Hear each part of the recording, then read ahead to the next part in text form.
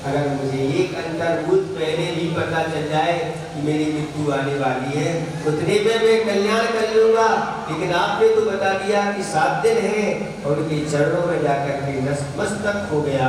तो कहता है महाराज मुझे धर्म का उपदेश दो, मेरा कल्याण। और महाराज ने धर्म का उपदेश दिया। थोड़ी सी 12 भावनाएं सामने रख दी और कहा उठो चेतन, तुमने दिया से जगत का भाव धोखा है, नहीं टिक पाएगा ज्यादा ये शीशों का धोखा। नहीं जब खाल अपनी भी तो ये खोली अपनी क्या, खोल पर ममता की खोले ये तू जब तो खाली होगा। धर्म बिन जीव दुनिया में नहीं पाता सुखी जीवन, मधुर पर चाखना चाहो धर्म के बीज होता है। मौत लिए 7 जन्मा तू सजा काटे बुढ़ापे की, निकल बाहर सलाखों से तुझे तूने ही रोका है, उठो चेतन तुम दिया से जगत का। जब 12 भावनाएं सामने रख दी, सेठ जी को ऐसा वैराग्य उत्पन्न हुआ, महाराज के सामने नतमस्तक हो गए और कहा महाराज अब मुझे अपने जैसा बना लो। और महाराज ने दीक्षा दे दी और वह मुनिराज बन करके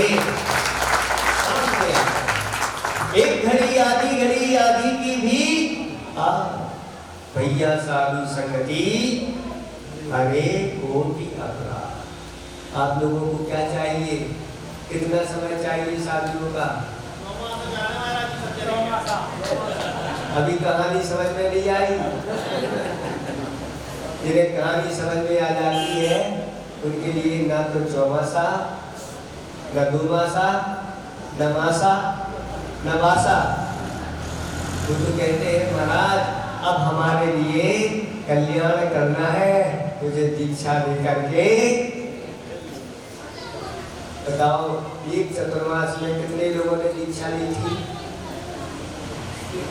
और हम चतुर्मास करेंगे तो कितने लोग दीक्षा लेंगे? ऐसे आचार्य जी कहते हैं भैया ऐसी जगह पे अपनी दुकान नहीं खोलो जहाँ ग्राहक तो आते हैं, भाव पूछते हैं, समय ले जाते हैं और चले जाते। एक आध तैयार हुआ हो तो बताओ। सुनो एक दूसरे से नहीं कही जाती है। ये जो गौरधामर के सेठ बहुत चतुर है, वो तो कहते हैं तुम आगे हो जाओ, किसी से चौका लगाने के लिए हम तैयार। लेकिन फिर भी उसके अंदर में ऐसे संस्कार आए, कुछ बहनों के अंदर संस्कार आया, जाना इस मोक्ष मार्ग में उन्होंने अपने कदम बढ़ाए। कुछ ऐसे भी है तो भी सोच के रखे हैं, लेकिन फिर भी अभी तक कोई निकला नहीं, इसलिए अभी चतुर्मास की बात नहीं करो। अभी तो जितना मिला है उसका लाभ मिला लो, उठा लो, क्योंकि एक घड़ी आधी की भी आधी घड़ी हमारे लिए बहुत बड़ा वह कार्य करने में निमित्त बन सकती है। सिर्फ भाव बनाओ। ये तो ये माइक पकड़ लिया और चालू हो गए। अब महाराज के लिए निवेदन किया महाराज धर्म का उपदेश दो। अब हम धर्म का उपदेश दे रहे और देख रहे हैं वो है कहाँ। वो सोच रहे हैं कि जैसे ही महाराज के प्रवचन हो गए हमें घोषणा करना है, काहे की जल्दी जल्दी से लोग दान करो, है ना, मंदिर बनना है, वो भी जरूरी है। लेकिन अभी जो सुना रहे हैं पहले उसको अच्छी तरह से सुन लो, तभी अपना कल्याण हो पाएगा, नहीं तो नहीं हो पाएगा। और महाराज ने जैसे ही दीक्षा दी और महाराज से उन नए महाराज ने निवेदन किया महाराज आज से मेरा जीवन पर्यंत के लिए चारों प्रकार के अन्न जल का त्याग। दीक्षा के साथ ही समाधि धारण कर ली, क्योंकि पता है महाराज अवधि ज्ञानी है, पर उन्होंने जो बता दिया 7 दिन मृत्यु होगी, अब कुछ खाना पीना भी नहीं और अपनी साधना में लीन हो गए। महाराज 5वें दिन उनके सिर में ऐसा सूल उत्पन्न हुआ, लेकिन सूल की वेदना को भी प्रसन्नता के साथ सहन कर गए। और उन्होंने अध्यात्म का सहारा लिया। छिज्जद्वा विज्जद्वा निज्जद्वा अहम जादू विपल्यम जम्मा तम्मा गच्छदु कहा भी ना परिग्रहो गच्छ। यह शरीर मेरा छिद जाए मिट जाए कोई ले जाए कुछ भी हो जाए, इस शरीर मेरा परिग्रह नहीं हो सकता। मैं तो शुद्ध बुद्ध चेतन स्वरूप आत्म तत्व हूँ। ऐसी भावना में लीन हो गए और 2 दिन तक समता के साथ उस वेदना को सहन करते हुए समाधि वर्ण को प्राप्त हो गए और स्वर्ग में जाकर के महारिद्धिधारी देव बन गए। इसलिए हे महात्माओं, धन की ओर ज्यादा अग्रसर मत हो, क्योंकि धन से ज्यादा कीमती चेतन है। उस चेतन की हमें सुरक्षा करना है। उस चेतन के लिए हम कितना समय दे रहे हैं देख लो। दिन रात हमने बताया, दिन भर दुकान चलाओ, रात भर सो जाओ, चेतन की क्या दशा होगी। सुनो आत्माओं, ये सब कुछ ये तो हमने अनंतों बार किया है। अनंतों बार हमें स्वर्ग के वैभव मिले हैं, मनुष्यों के वैभव मिले हैं, इनमें सब में हम लिप्त रहे, अपना कल्याण नहीं किया। इस भाव में अगर हमने अपने जीवन में व्रतों को अंगीकार नहीं किया, संयम को अंगीकार नहीं किया और इस धन वैभव से अगर लिपटे रहे तो फिर आगे जाकर के फिर ये मनुष्य जीवन मिलना दुर्लभ हो जाएगा।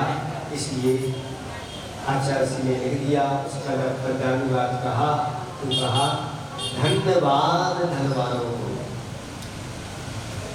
ऐसे धनवानों को धन्यवाद दे दिया। कौन धनवानों को?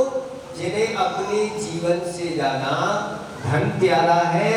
ऐसे सारे धन वालों के लिए हमारा धन्यवाद। इधर तो यही छोड़ करके चले जाते हैं और दुर्गति के पात्र हो जाते हैं। हम तो चाहते हैं ऐसे धनवान बनो कि अपना पूरा का पूरा धन साथ लेकर के जाए।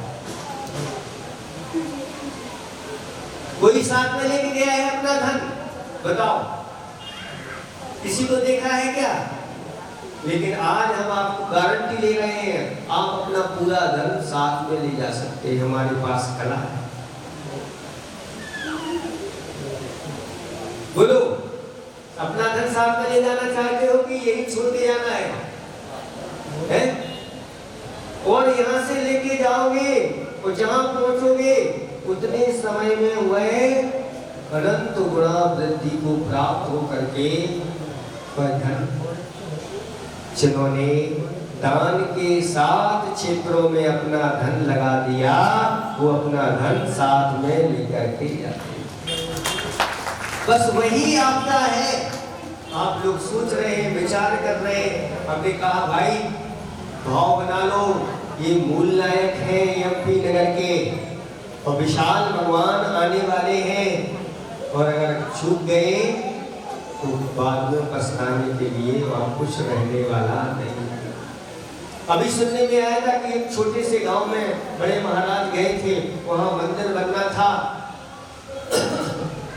और उसने ऐसी उदारता दिखाई, 500 कलश की राशि मूल नायक के लिए थे। कितनी? 500 कलश की मंदिर भी बनेगा और मूल नायक भी बनेगा। आप लोगों के लिए हमने कहा भाई बड़े बड़े यहाँ पर परिवार है, अच्छा विचार बना लो, सारे भाई आदि मिलकर के, और ज्यादा राशि नहीं रखी। कितनी राशि है? 51 कलश मात्र। 51 कलश में आपको मूल नायक मिलने वाले हैं। ऐसा नहीं हो जल्दी से कोई दूसरा ग्रहण कर ले। इसलिए 2-3 दिन में अपने भाव बना लो, नहीं तो कोई दूसरा ले जाएगा और देखते रह जाओगे, माल उठ जाएगा। इसलिए आप लोग अच्छी तरह से अपने जीवन को उन्नत बनाना है तो धन की ओर ज़्यादा मत देखो कि धन का जितना त्याग करता चला जाता है, धन उसके पीछे पीछे आता जाता है, और जो धन की ओर भागता है एक दिन धन उसको छोड़ देता है। इसलिए धर्म की शरण में आप पहुँचे। समय बहुत हो गया है, इतना ही पर्याप्त समझते हैं।